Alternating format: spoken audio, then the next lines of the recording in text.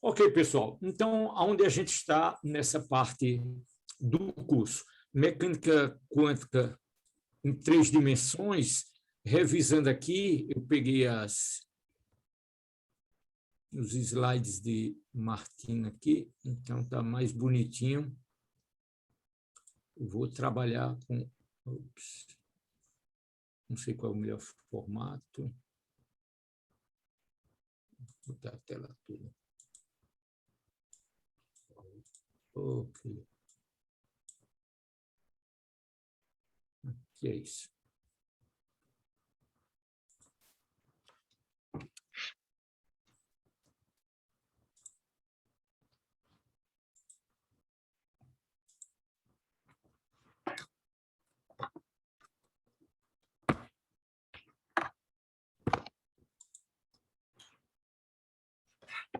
Peraí, eu estou... Pronto. Então,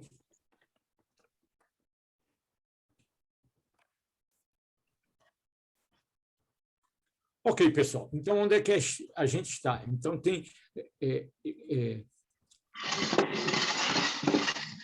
temos a equação de onda.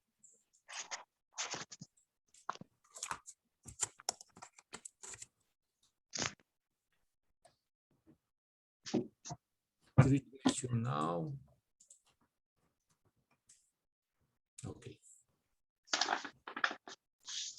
E a gente, então, qual é a ideia? A ideia é usar as coordenadas, não apenas uma coordenada, mas 3 coordenadas espaciais e a coordenada de tempo, e para isso a gente vai usar o operador nabla2. Está aqui, bem bonitinho. Então, nabla2 é derivada segunda em relação a x, derivada segunda em relação a y, derivada segunda em relação a z, e a gente substituindo aqui na equação de onda, eu não estou gostando desse formato, tamanho aqui que está. Laplaciano.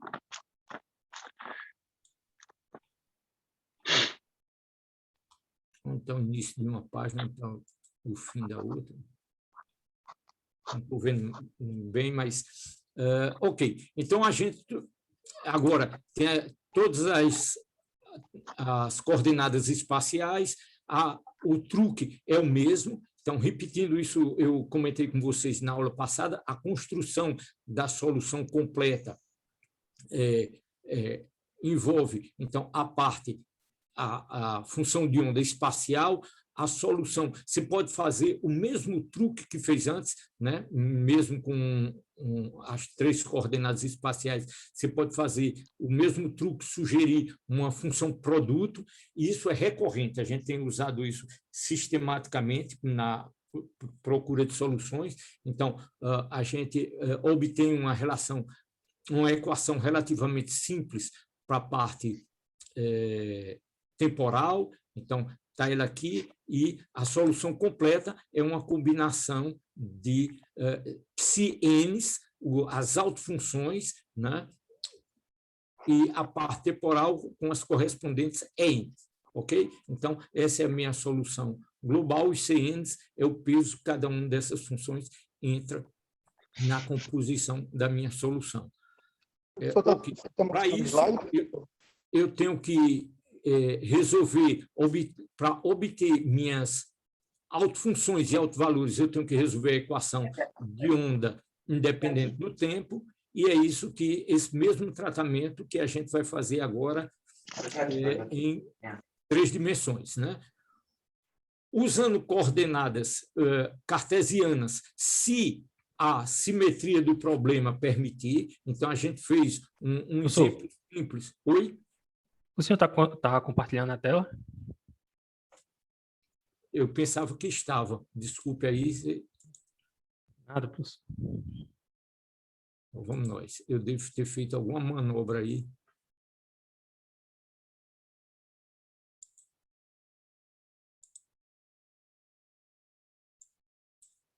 Pronto. Agora sim. Melhorou, né? Então, voltando aqui uma página.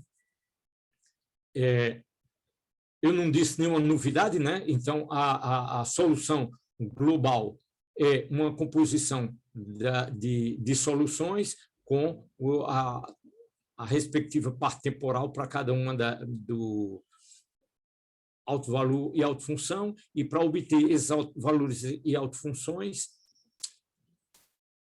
eu resolvo a equação de Schrödinger independente do tempo. Então, foi isso que a gente fez, vários exemplos em uma dimensão, e fizemos na aula passada um pequeno exemplo em que eu tinha um potencial simétrico, né, de lado A, quadradinho, cubo, de lado A, e a gente resolveu por separação de variáveis. Então, uma solução muito simples. E, para resolver isso, eu proponho uma solução que seja função-produto. Como as coordenadas são ortogonais, é uma solução bastante natural, e a gente mostrou que isso funciona bem. Outro exemplo, só para pontuar, para não ficar no exemplo da partícula livre ou de uma partícula em uma caixa, outro exemplo interessante é você tratar, por exemplo, o oscilador harmônico. Então, o oscilador harmônico é um potencial do tipo IKX em uma dimensão, IKR ao quadrado, onde R é o vetor posição, tá certo? Então, R ao quadrado é igual a R, produto interno R, que isso dá x2 mais y2 mais z2. Escrito de uma maneira explícita aqui, então, o meu hamiltoniano, meu operador de energia, ele então é P2 sobre 2m mais o operador mais o potencial, tá certo? Então, P2 toma essa forma aqui. O meu, escrevendo K, é m ômega 2, então eu escrevo nessa forma aqui, e aqui não é difícil de você separar, propor uma solução que são soluções produtos, tá certo? Então, você pode separar, né? Isso aqui vai ficar como? Eu vou pegar esse primeiro termo com esse primeiro termo, que tem coordenadas em x, as coordenadas em y e a coordenada em z. Agrupo, então, o que é que eu vou ficar? Eu vou ficar uma coisa em x mais um operador em y, mais um operador em z, isso é igual a psi. Mas se o meu psi toma essa forma aqui, uma função produto, eu posso usar aquele velho truque, né, de colocar minha função, o operador em x só atua em x, o operador em y só atua em y, o operador em z só em z, então os outros termos saem. Quando eu dividir todo mundo por x, y, z, eu vou obter uma equação só em x, igual a uma certa constante, um certo kx ao quadrado, esse aqui um certo ky ao quadrado, esse aqui um certo kz ao quadrado, e eu vou resolver como se fosse 3 equações independentes do meu oscilador harmônico. E aí, veja só, qual a novidade aqui? É interessante chamar a atenção disso aqui, que as minhas energias, né, vão aparecer,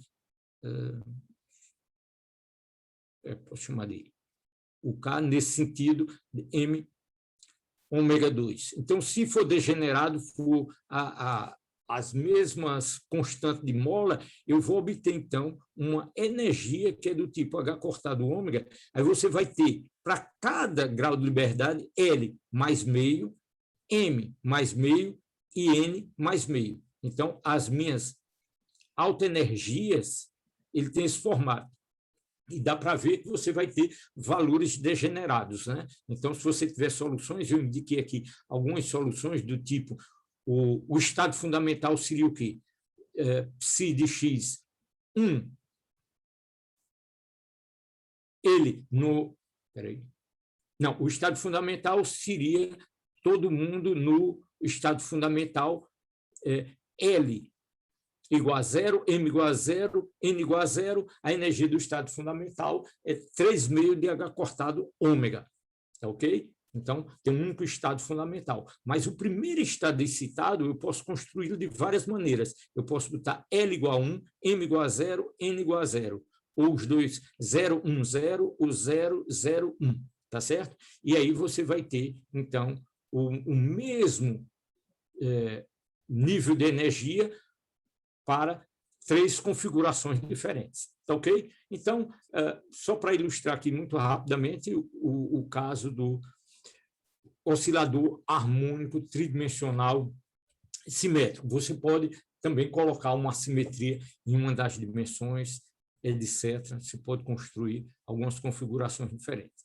Então, voltando então para a aula passada, a gente passou a situações em que você tem, por exemplo, potenciais do tipo campo central, que é um V que depende apenas de R, não tem dependência nem θ nem φ, né, em coordenadas esféricas. Se ele depende só de R, é um potencial radial, então a gente vai reescrever a equação de Schrödinger, independente do tempo, nessas coordenadas. Então, eu apresentei para vocês aqui, sem maiores demoras, o Nabla 2 em coordenadas esféricas. Só um minuto.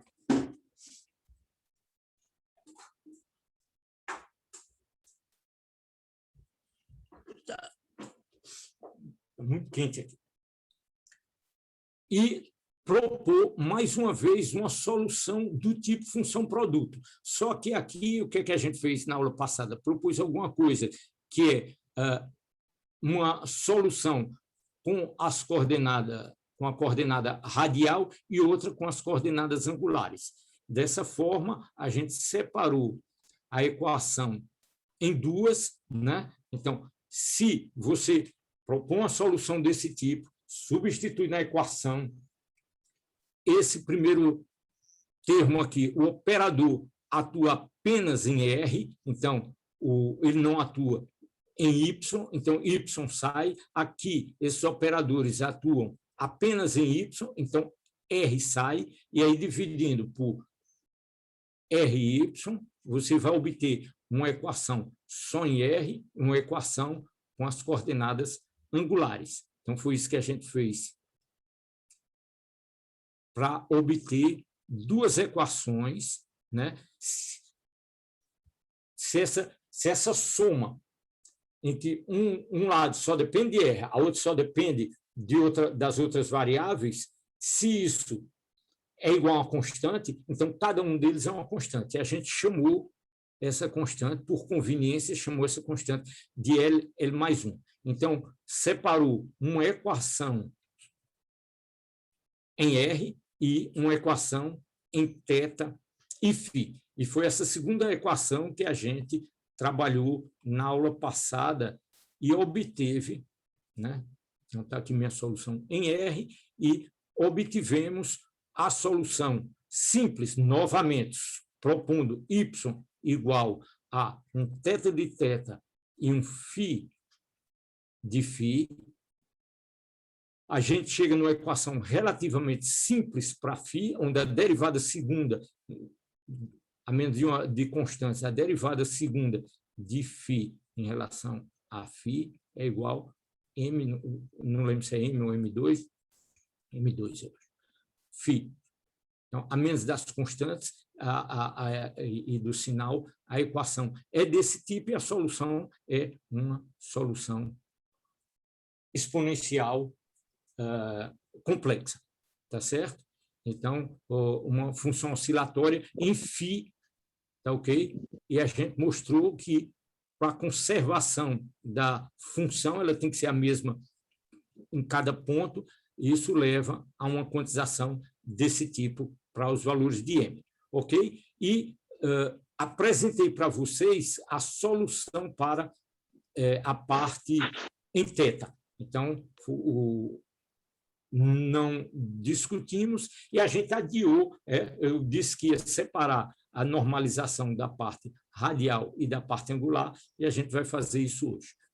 Tá certo? Então, só lembrando aqui quem são esses termos.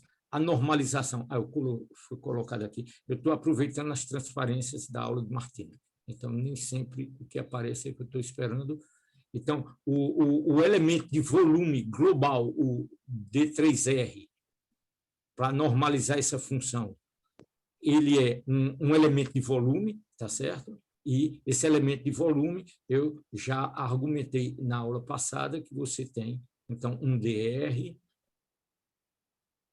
ou melhor, unitário, um vetor R unitário na direção radial, um vetor esse cara aqui é φ unitário, um vetor θ unitário. Tá certo? E se você pegar as projeções disso, você chega nessa expressão aqui para esse elemento de volume infinitesimal. Muito bem. Agora, veja só que na hora que eu for fazer minha normalização, eu vou me lembrar lá na frente que aparece esse termo R2 na parte espacial e aparece esse seno de θ aqui na parte angular. E isso, essa normalização leva, então,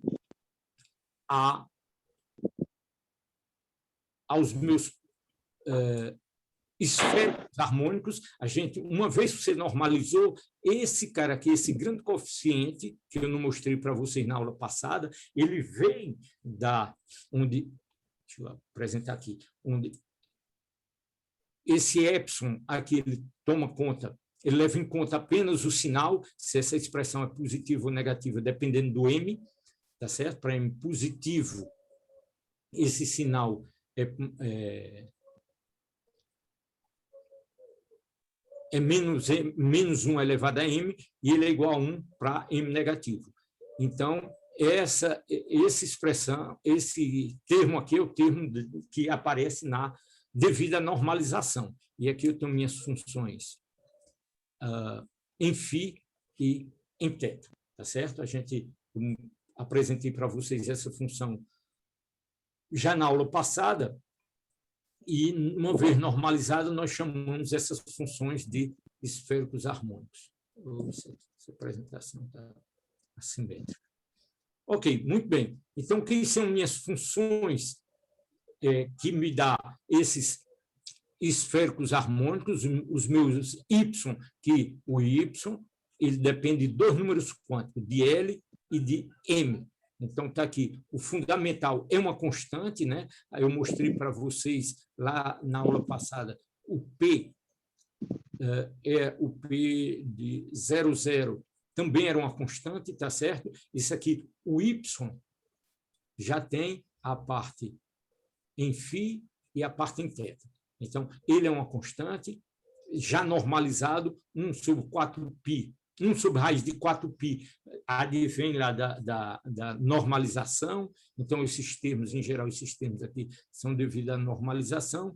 O termo em φ é igual a constante, é 1, tá certo? Esse termo aqui também, a parte em φ é 1, então tem L igual a 1, você tem M igual a 0 e M mais ou menos 1. E está aqui a expressão de Y igual a 0, M necessariamente, desculpe, L igual a 0, M necessariamente é igual a 0, né? Porque o M vai de menos L até mais L, são os valores extremos de M, e você tem, então, todos os seus esféricos harmônicos aqui, tá certo?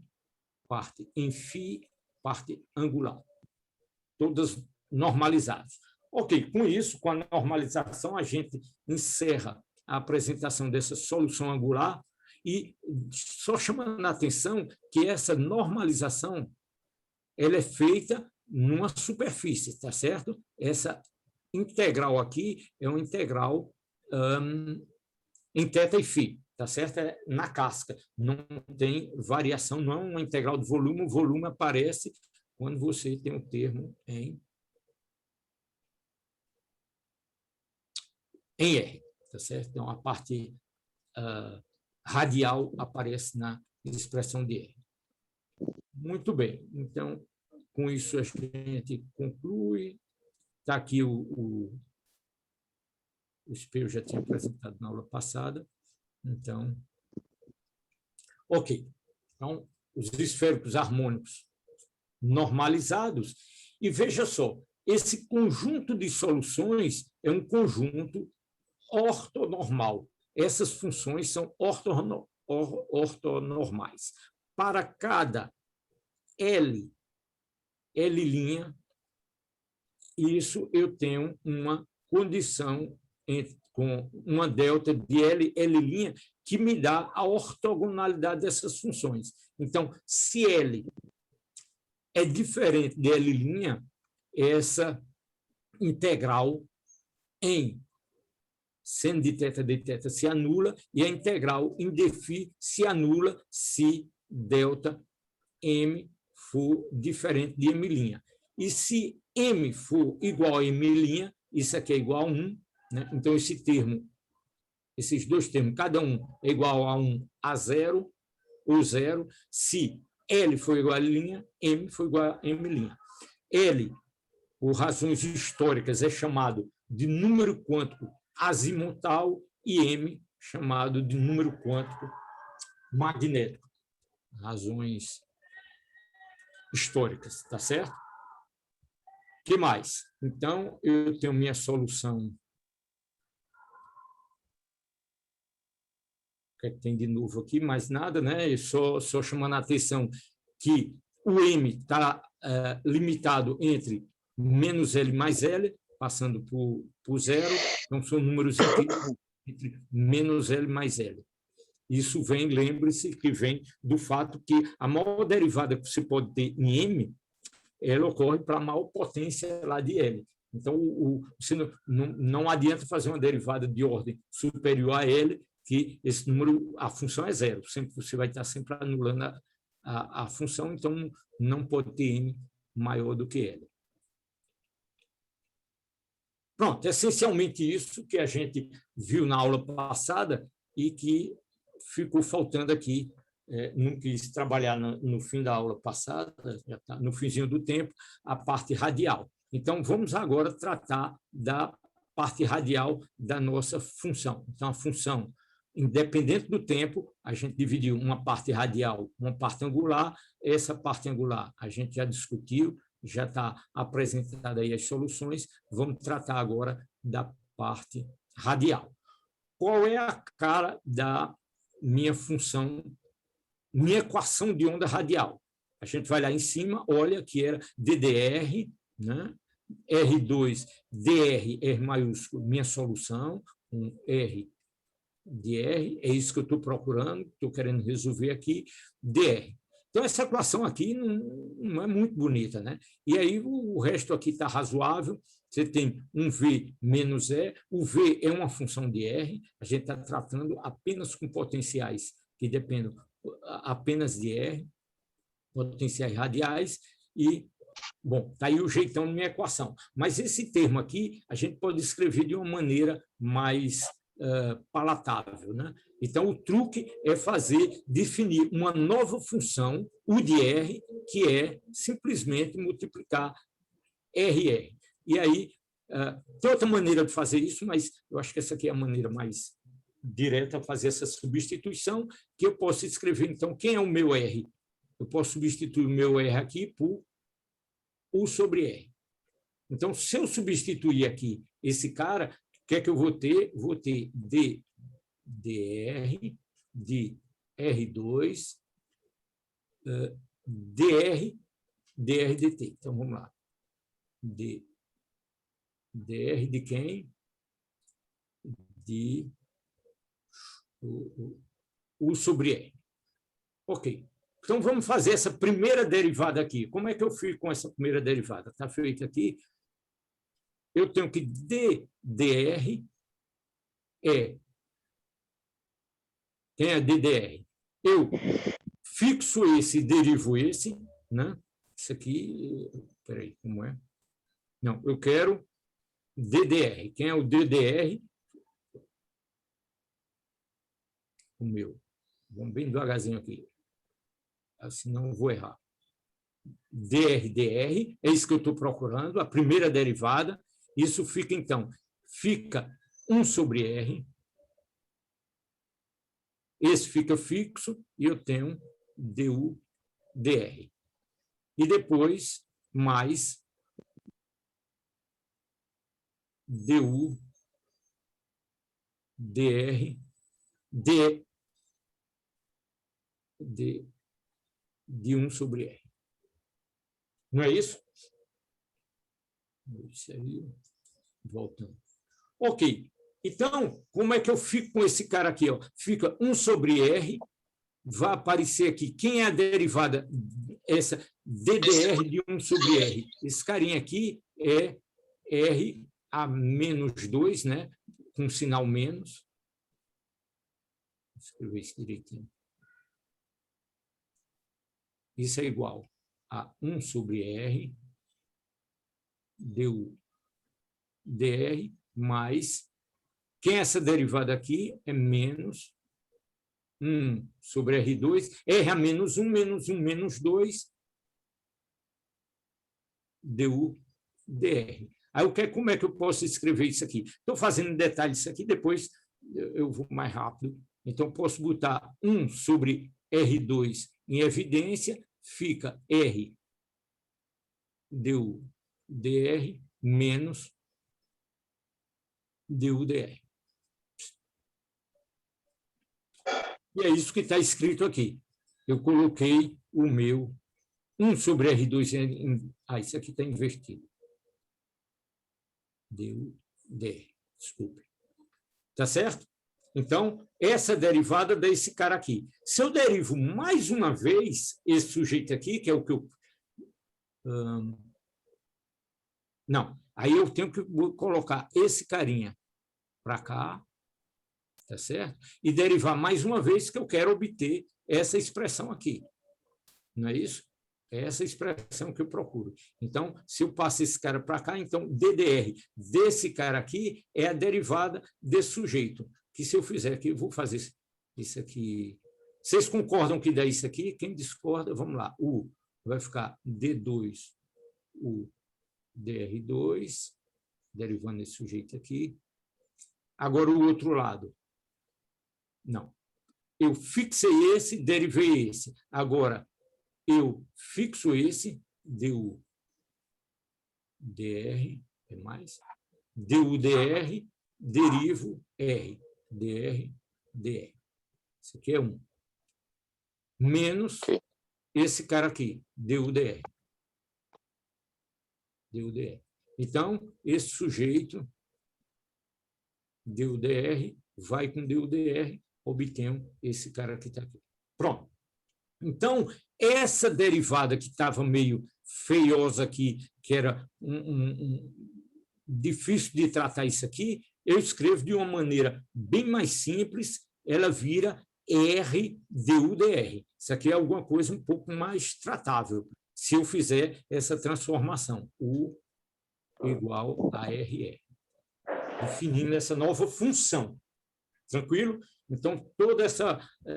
é só uma mudança de variável. Eu fiz com um certo detalhe aqui, só para vocês acompanharem e ver que não tem nenhum grande mistério. Então, como é que ficou minha equação? Ficou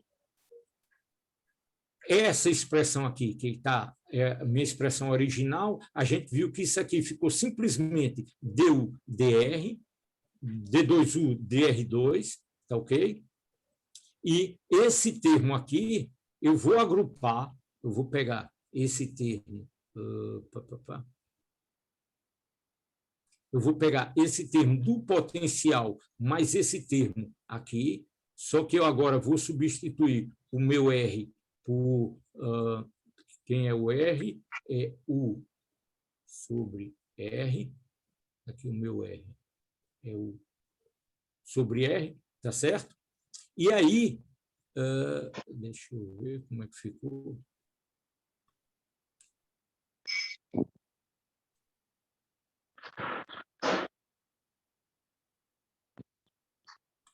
que é que eu preciso? Só devagar aqui. Então, eu tinha aqui, essa expressão aqui ficou como? Ficou R, D2U, DR2. Não foi isso? Menos esse cara aqui, R é U sobre R e U sobre R. Se eu divido, agora eu quero me livrar desse R, se eu divido por R aqui, então o que é que vai me aparecer? Vai me aparecer um R2 aqui, e aqui vai me aparecer um R2 também. Então, essa expressão aqui, toma aqui, cara, toma essa cara aqui. Tranquilo? Está razoável? Então, o que é essa expressão aqui? Essa expressão, estou repetindo aqui, eu chamei esse V de R, mas esse termo que depende com 1 sobre R2, eu vou chamar isso aqui de um certo V efetivo. Tranquilo? Se eu faço isso dessa maneira, olha como essa equação fica. A menos dessa constante fica menos H cortado sobre 2M, D2U, DR2, mais V efetivo. Faltando alguma coisa aqui. Faltando U aqui.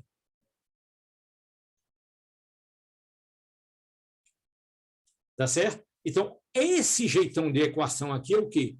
É a equação que a gente resolveu em uma dimensão. Se você substitui o R por X e o por nosso psi lá atrás, essa equação que a gente já resolveu. Então, você sabe resolver isso aí. Então, para qualquer potencial V de R, eu reduzo, essa é uma equação relativamente simples, que é a equação do tipo, a equação no formato unidimensional, a equação de Schrödinger unidimensional que a gente já tinha resolvido lá atrás. Mas isso para um certo potencial efetivo. Então, dependendo da forma desse seu potencial V de R, essa equação pode ficar um pouquinho mais sofisticada para ser resolvida. E é isso que a gente vai fazer agora. Tem um exercício no livro que ele pega um potencial em R, que é 0 aqui, e a partir daqui ele é infinito. Até um certo valor A, por exemplo, para a coordenada R, então você tem uma casca esférica, o raio vai ter um certo valor A, por exemplo. A gente vai passar diretamente o átomo de hidrogênio é um nome um pouco pretensioso. A gente não vai resolver o átomo de hidrogênio, né, que é um problema muito mais sofisticado, tem muito mais detalhes. Então, vamos chamar isso aqui do potencial, vamos resolver o caso do potencial coulombiano. O potencial de Coulomb entre uma carga positiva, um próton, e um elétron em torno dele. Para esse potencial, como é que eu resolvo a equação de Schrödinger independente do tempo? Então, o potencial coulombiano V é igual a Q1, carga de 1, carga de 2, 1 sobre 4π ε0, Q1, Q2 sobre R2, tá certo? Então, esse é o meu potencial coulombiano, né? O sinal, dependendo das cargas aqui, ele pode ser atrativo ou não. A gente quer tratar o caso de um potencial atrativo, Q1, Q2 igual a carga do elétron, da E2. Está escrito aqui, pronto. E eu escrevi uma bobagem aqui, desculpe, não é R2. R2 é a força, né? O potencial é 1 sobre R. Tá bom? Então, para esse potencial de Coulomb, como é que fica essa equação? Então, a menos dessas constantes todas aqui, eu tenho uma derivada segunda em R, tenho 1 sobre R aqui para o meu potencial, tenho esse termo em R2, que é o termo da força. Eu não gosto dessa expressão, mas historicamente é a chamada força centrífuga, né?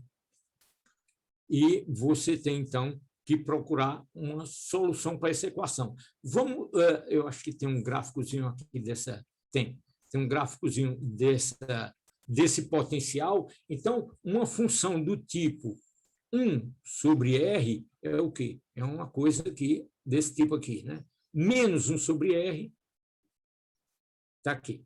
Então, esse é o potencial coulombiano, e um potencial do tipo 1 sobre R2, ele decai mais rápido, né? Ele é mais violento aqui. Sobre R3, quanto maior a potência, mais ele decai mais rápido. Então, esse decai mais rápido. Então, para pequenos valores, está aqui ó, o desenho, para pequenos valores de R, né, minha coordenada aqui é R, para pequenos valores de R, esse termo domina. Então, esse termo, a soma desse potencial 1 sobre R mais 1 sobre R2, né?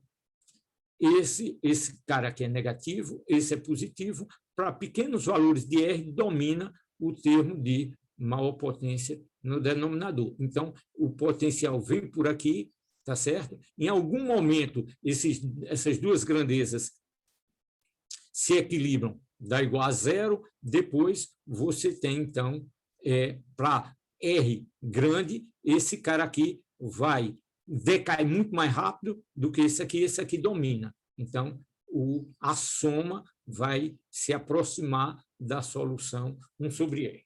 Razoável isso? Então, meu potencial soma é esse jeitão aqui. Quem fez algum curso de mecânica, a parte de gravitação, esse é o potencial entre duas massas, né? A massa M. O formato é esse, a massa M e a massa Mzinho. Então, esse tipo de potencial, né, com o termo centrífugo e o termo da força, do potencial gravitacional. Aqui tem o mesmo formato do potencial elétrico. E esse termo, digamos, do momento angular, a gente pode exprimir isso em termos do momento angular. Então, esse termo do momento angular é comum e ele varia com 1 sobre R2. Então, para esse potencial efetivo, no caso do potencial coulombiano, é que eu tenho que achar minhas autofunções e autovalores. Então, esse cara aí que eu tenho que resolver. E aí vem uma série de pequenos truques que eu vou indicar aqui para vocês como fazer. A primeira coisa a fazer é você escrever isso de uma maneira mais palatável, né? Então, tem muita constante aqui, aí eu vou definir um kappa igual a raiz de menos 2ME sobre H cortado. Com a inspiração é me livrar desse. Tem um E aqui, eu divido por H cortado, multiplico aqui por 2M, então esse cara aqui vai aparecer um kappa aqui. Ok? E, com isso, minha equação fica um pouquinho mais arrumadinha e, mais do que isso, não, está aqui, ó, simplesmente trocando, substituindo por kappa, como é que fica? Fica 1 sobre kappa 2, mas aqui tinha, faltou o quê? Se eu escrevo... Eu tenho que multiplicar.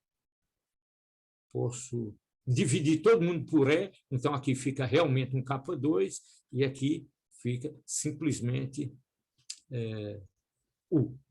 Muito bem, que é esse termo que aparece aqui, U1. E, por outro lado, fazendo isso, esse termo aqui aparece um termo mais complicado aqui.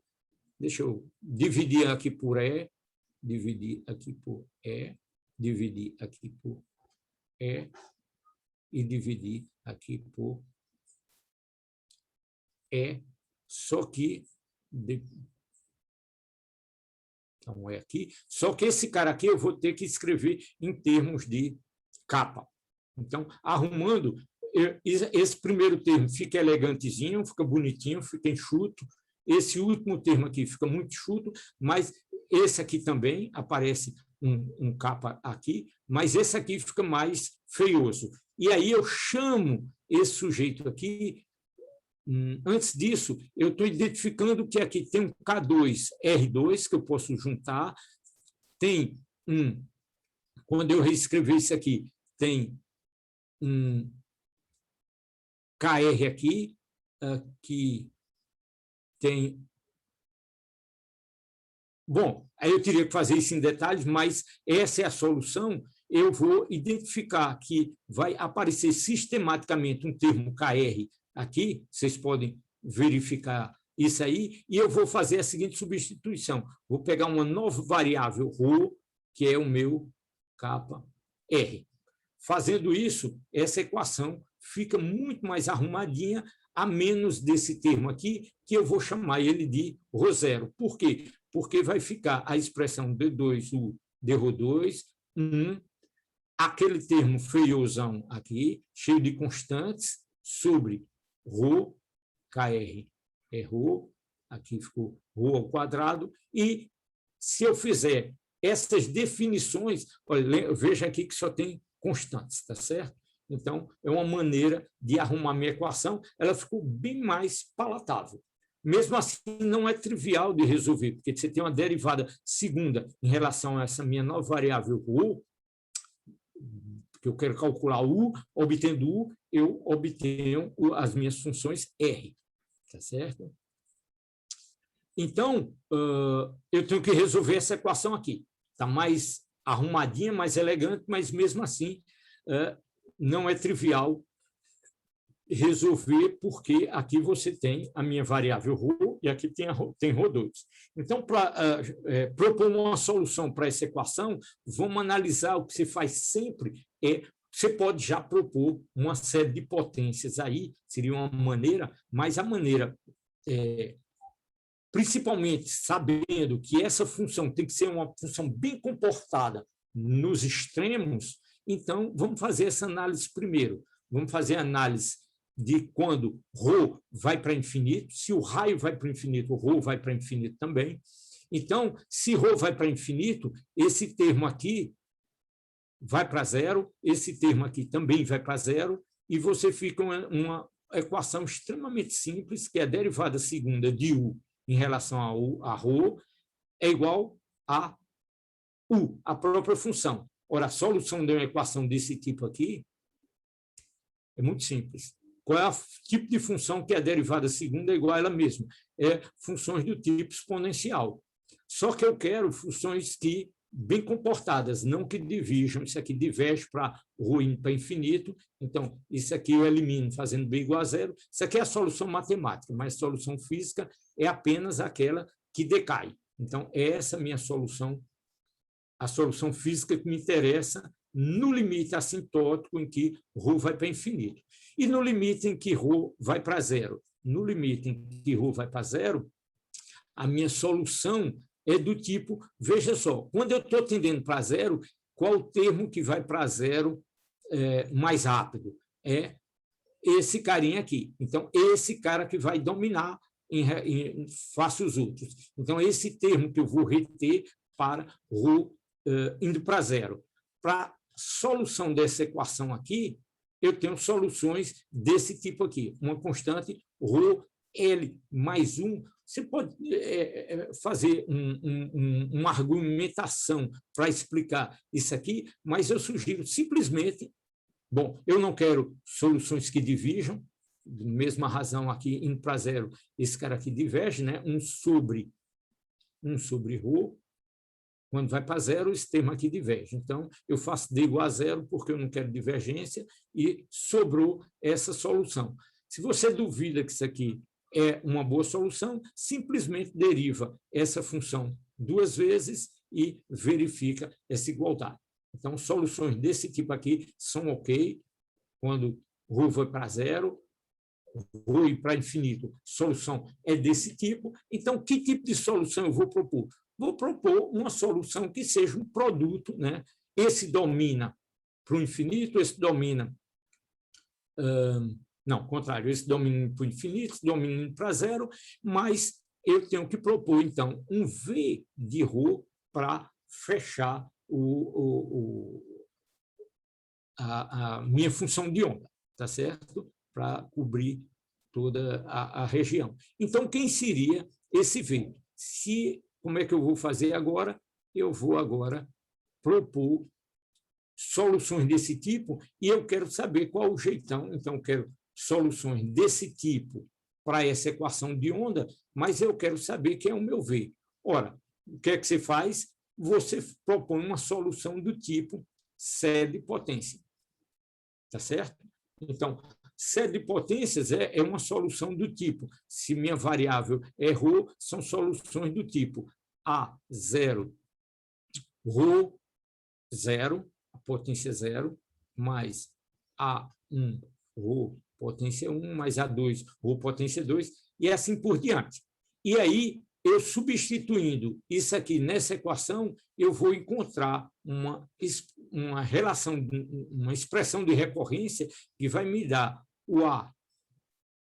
Então, eu vou variar essa potência aqui de J de 0 até infinito, em princípio uma série infinita, e vou substituir aqui e obtenho essa equação de recorrência aqui, tá bom? Quando eu substituir desenvolvendo todos esses termos, substituindo nessa equação.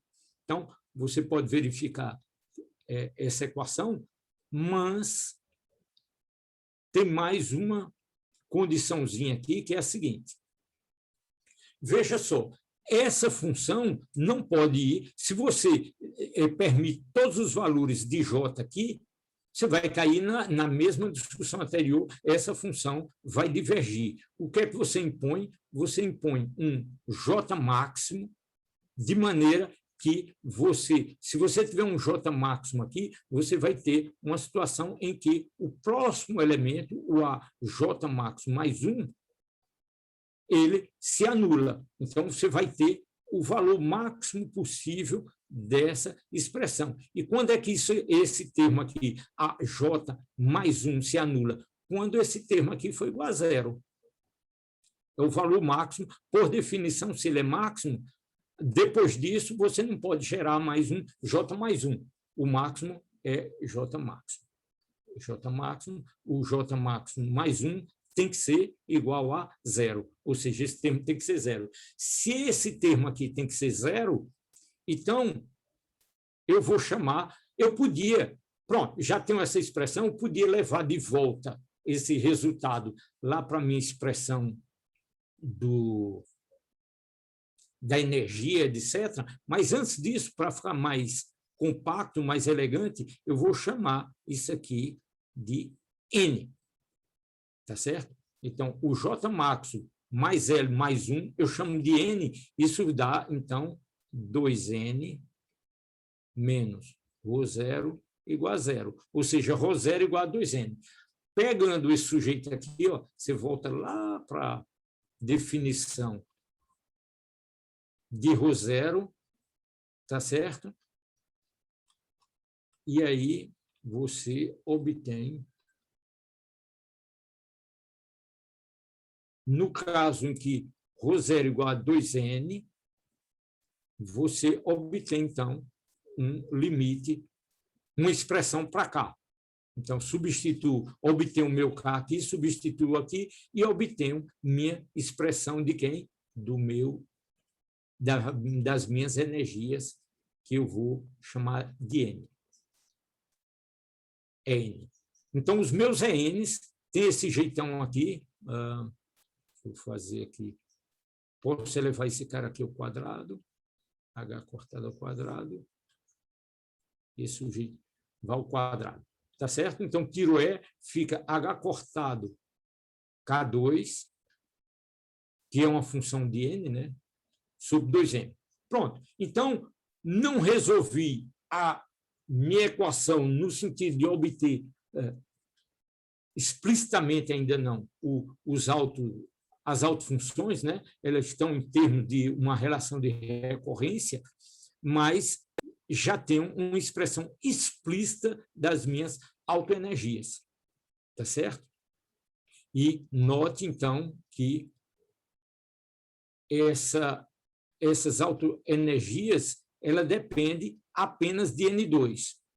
Isso aqui tudo é constante, eu chamo isso aqui de um certo, chamou de E1, podia chamar. Ok, primeiro estado, N igual a 1, porque não tem N igual a 0. Tá bom.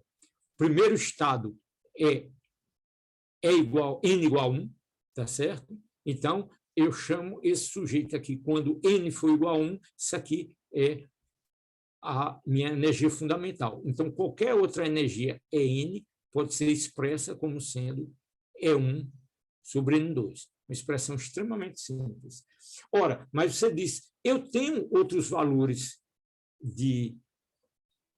lá na minha expressão do meu N, eu tenho outros valores de L, tá certo? Mas esses valores são estados degenerados, você vai sempre obter uma expressão da energia que depende apenas de N. Razoável isso? O que mais que eu posso dizer aqui? Usando esse resultado, eu posso pegar minha expressão lá de cima da minha definição de K e obter uma expressão para a distância fundamental, o chamado raio de Bohr, e obtenho esse resultado e esse resultado das energias e do raio de Bohr, que são os mesmos resultados obtidos no modelozinho semiclássico, praticamente clássico, não ondulatório, né? Um modelozinho de Bohr que obtém esses resultados. Então, muito interessante obter esses mesmos resultados resolvendo a equação de onda. Ok, o que mais? Então, eu tenho meus autovalores, tenho minhas expressões das energias permitidas e tenho minha função de onda, onde eu já tinha a parte angular, tá certo? Agora eu tenho a minha parte radial, onde minha parte radial é dada por essa expressão aqui, lembrando que os V's são, então, essa expansão com uma limitação para Jmax e obtendo o AJ mais 1 através dessa relação de recorrência, né? Então, o Jmax vai me dar o N, então, quando essa expressão tiver o seu valor máximo, ela se anula, o Jn mais 1 se anula. Ok, o que mais eu posso comentar para vocês? Numericamente, esse valor do estado de energia mínima, então, todos esses valores de energia são todos negativos, são estados ligados, né? Então, você tem o seu potencial efetivo para o átomo de hidrogênio. Numa escala de energia aqui, você tem o estado fundamental menos 13,6 elétron-volts, depois os outros níveis de energia, que vai assintoticamente, você vai crescendo, que é a expressão das energias. Esse N quando ele vai para infinito, essa energia vai para zero. Então, assintoticamente, essas energias vão para zero e, a partir disso, se você der uma energia daqui para cá, de um certo nível desse, uma energia maior, você vai ter, então, um estado livre, né? Uma partícula livre, o elétron livre, não está mais preso no potencial. Você ionizou o seu elétron. Então, se você quiser, por exemplo, partir do fundamental ionizar, você tem que dar, no mínimo, 13,6 elétron-volts para poder ionizar o seu íon. Chamando a atenção, né, que o estado fundamental para N igual a 1, L é necessariamente igual a 0, e L igual a 0, o M igual a 0. O L é obtido por essa relação, dado um N, você tem um J máximo mais L mais 1, Tá certo? Você viu que era conveniente substituir isso aqui por N, para não levar aqui essa expressão J máximo mais L mais 1. E o M, já vimos, que está limitado entre menos L e mais L. O que mais? Ok. Ok, a gente pode obter, então, fazendo A1 igual a zero, você faz A1 igual a zero, todos os outros termos seguintes se anulam também, e você ficou só com o primeiro termo aqui. Então, você tem o seu estado fundamental, né, com menos 13,6 eletronvolts, a alta energia, o alto valor da equação de onda, e você pode construir, então, sua função para esse estado fundamental. Se N é igual a 1, o L do estado fundamental é L igual a zero e M necessariamente igual a zero. É o estado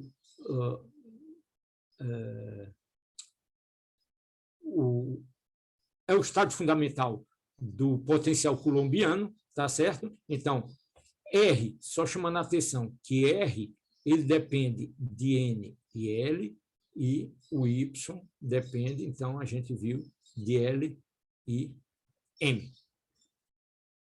Tranquilo? Então, o estado fundamental N igual a 1, L igual a 0, para a função R, e para a função Y, 0, 0, isso aqui substituindo a função de onda correspondente, você tem a expressão do tipo A0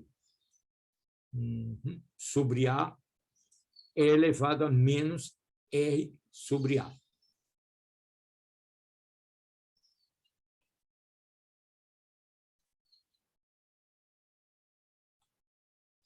que mais?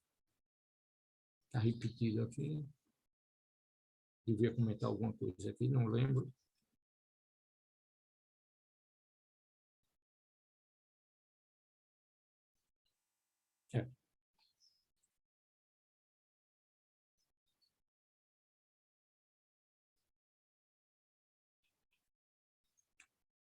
Ok, então está tudo resumido aí. Eu acho que era os passos que Martina fez, provavelmente ela explicaria isso em mais detalhes do que eu estou fazendo aqui. Então, você tem o seu estado fundamental, em que repetir muitas transparências.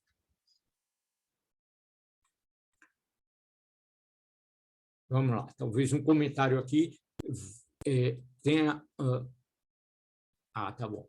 Tem a ver com a normalização. Então, para normalizar essa função, deixa eu ver se o problema aqui devia ter aqui um gráfico. Deixa eu ver se eu coloquei aqui o gráfico da função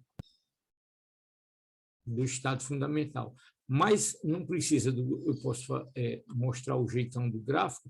Isso é uma função, veja só, o que é que eu quero dizer com isso? Que essa função do estado fundamental é do tipo um exponencial que decai, tá certo?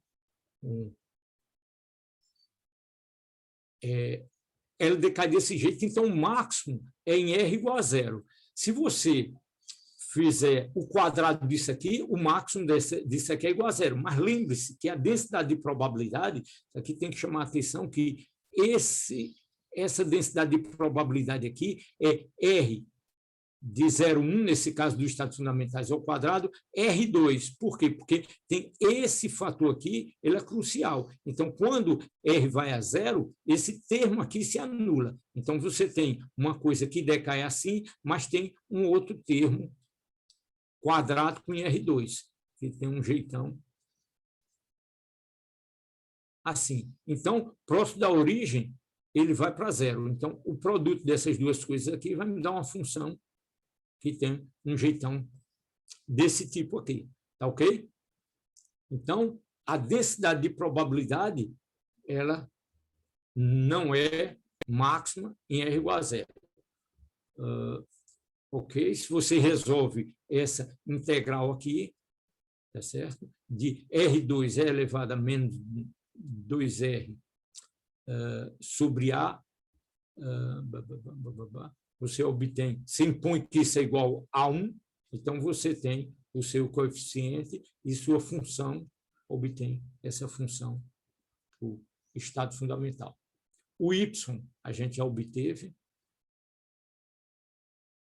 é apenas uma constante, então eu construo minha função com o R 10 mais o Y 00, então minha função completa é 1 sobre raiz de π A3 elevado a menos R sobre A. É um formato relativamente simples para o estado fundamental. Está aqui, chegou. Então, essa é a função, né, que decai com 1 sobre R, tá certo? E a minha densidade de probabilidade, eu devo ter um gráfico mais embaixo, ela tem esse formato aqui. Ops.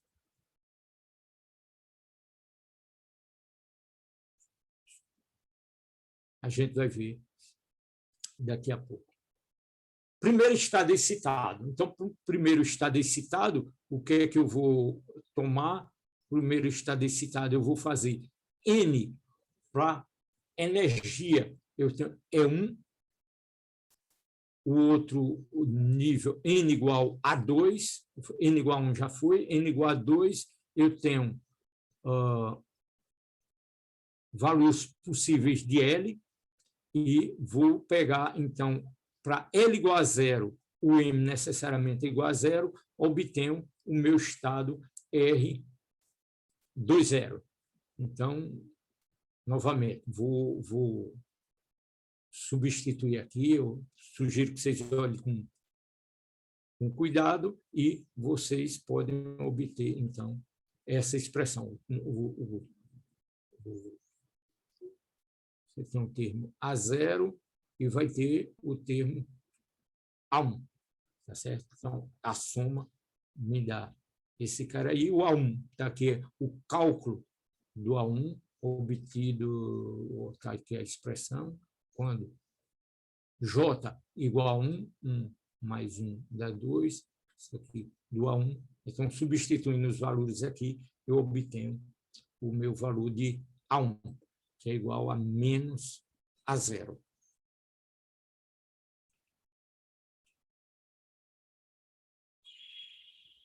Ok. Travou? A função, está aqui o jeitão da função, tá certo? Cadê a função? Ela está aqui. Essa função, está aqui o gráfico dessa função, da parte radial. E, muito bem, vejam só, o primeiro estado excitado é praticamente 10 eletronvolts acima do estado fundamental. Então, varia com N quadrado. Então, você... Pronto, voltou. Está sem áudio, professor. Eu caí, foi isso? Foi. Pronto, então estou de volta aqui. Não sei o que é que eu comentei sem que vocês...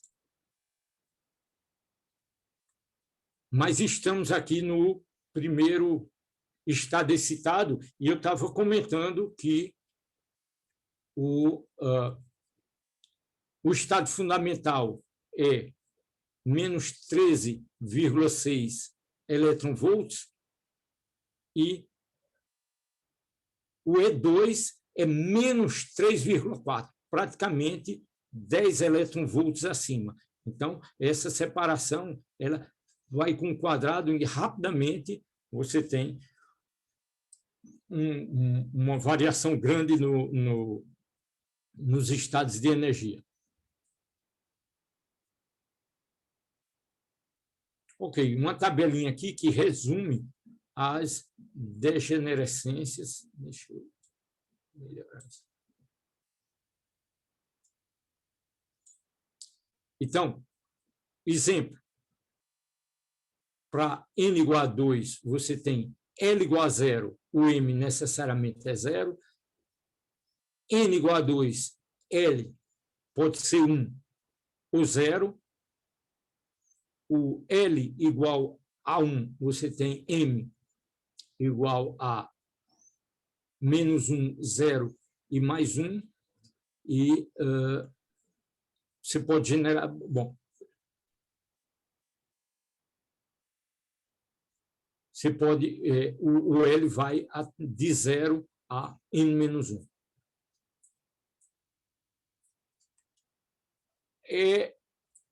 Uma continha que vocês podem verificar é que a degenerescência para um dado valor é N, um valor de energia, do fato de que para cada N você vai de L de 0 até N menos 1, e de que cada L você tem os M's entre menos L e mais L, você pode mostrar que o valor da degenerescência, o número de estados degenerados, ele vai com N2.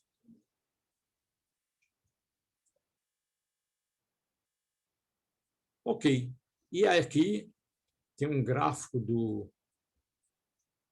das diversas funções radiais. Isso aqui, então, é o gráfico de RNL, em função de R, tá certo? Para os diversos valores de N e de R. E o gráfico de energias, então, para N igual a 1, L igual a 0, então você tem... A internet elle est instable, hein? C'est sorti déjà 2 fois. N igual a 1, L igual a 0, você tem um único nível de energia. Aqui você tem para N igual a 2, N igual a 3, você tem... Então, essa tabelinha é muito elegante, botar L igual a 0, L igual a 1, para N igual a, sei lá, 4. Então, você tem L igual a 0, L igual a 1, com M igual a menos 1, 0 mais 1, L igual a 2, M igual a menos 2, menos 1, 0, mais 2 e mais 1 mais 2, e assim por diante. Tá certo? Então, você tem todos os níveis de energia. Evidentemente, esse estado são degenerados, esses têm o mesmo nível de energia, esse também. Evidentemente, só para a cultura de vocês, um pequeno parênteses, se você põe, por exemplo, um campo magnético ou uma outra interação campo elétrico também, você pode mostrar que você, então, pode desdobrar esses níveis de energia. Notação espectroscópica, historicamente, você tem uma notação que é associar ao número quântico L uma letra. Então, L igual a 0 é a órbita S, ela é simétrica, depois L igual a 2, 1, 2, 3 e assim por diante, S, P, D, F e assim por diante.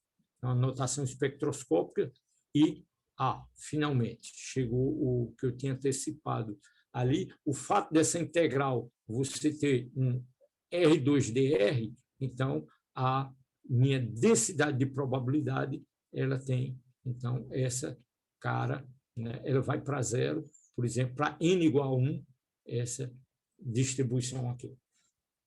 N igual a 2, você tem, então, uma distribuição cujo máximo, para N igual a 2, o máximo, está aqui o valor mais provável, tá certo? O valor mais provável é que ele tenha maior probabilidade, e assim por diante. Então, o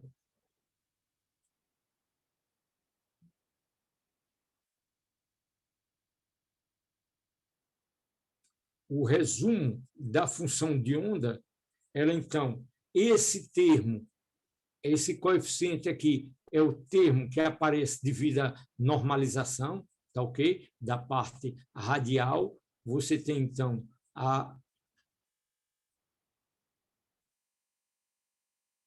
é isso mesmo? E você tem também, então, tem a sua parte radial, a parte angular, os L's, agora eu confundi, Legendre e Laguerre. E você tem, então, a parte angular em θ, como é? Não, está confuso isso aqui.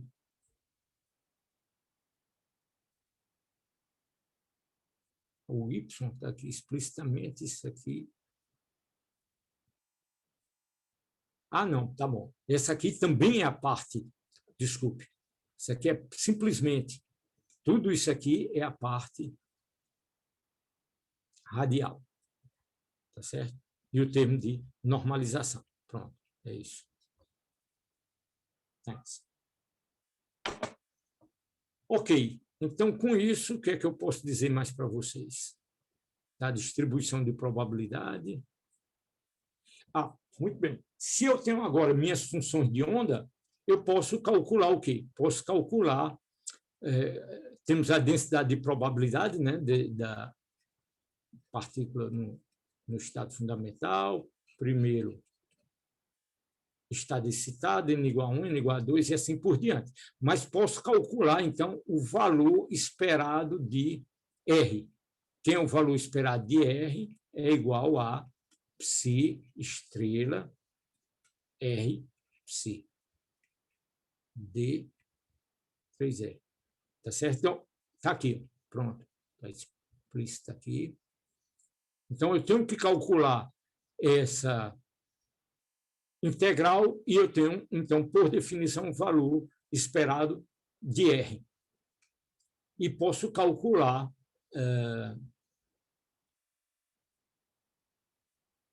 porque aparece um R3 aqui, porque nesse D3R aparece aquele termo R2DR.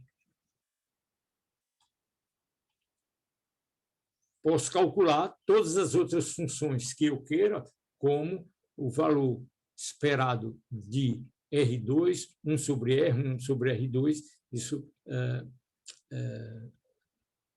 usando a mesma definição de qualquer função, qualquer que eu queira calcular, o valor esperado de qualquer grandeza aqui, sei lá, psi estrela, psi d tau, o elemento de volume. E está aqui o resultado, evidentemente, ninguém vai pedir para vocês fazer essa matemática, não vou cobrar essa matemática em detalhes de vocês, mas está aí os resultados, onde esse Z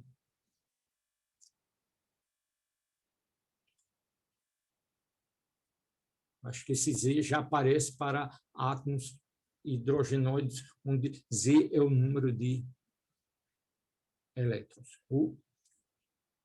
Pronto, exato. No caso Z igual a 1, você tem o caso do átomo de hidrogênio. E outra função qualquer que você queira calcular, por exemplo, o valor esperado de V me dá, então, os valores de energia do potencial. E, para terminar, eu tendo, então, os meus níveis de energia. Então, meu nível de energia é I, é F, eu posso ter um nível de energia inicial e final e posso fazer uma transição de um para outro. Essa transição é feita, a troca de energia, ela é feita através da emissão de radiação. Essa série aqui, boa parte dela cai no visível, foi a primeira série observada, foi o que a gente viu lá no início do curso, né? A parte observacional da assinatura espectral dos átomos. Ele pode tanto receber energia e passar de um certo nível para outro, como emitir energia. Tá certo? Então, essa série cai no visível, você tem séries de menor energia, Paschen para N igual a 3, N igual a 4 e assim por diante, e a partir do fundamental, você tem, então, a série de Lyman. Então, essa diferença entre um nível de energia inicial menos um nível de energia final, ela é dada, então, a energia da radiação emitida, H cortado ômega, ou H sobre... H cortado ômega, é dado pela diferença de energia desses dois níveis, tá certo? Então, esse valor aqui, a menos de um H cortado, vai me dar o HNI, era isso que eu queria dizer, isso vai me dar, então, a frequência da radiação, tendo a frequência, evidentemente, eu tenho um comprimento de onda correspondente. Então, esse resultado se resume na expressão de Rydberg, né, que me dá o comprimento de onda para as diversas transições entre N e INF. Então, essa expressão de Rydberg, ela é resumida, ela é conhecida empiricamente, que resume todas essas séries, você obtém agora, a partir desse modelo ondulatório para o átomo. Então, essencialmente, era isso que eu queria comentar com vocês hoje aqui. A parte seguinte agora a gente fez uma álgebra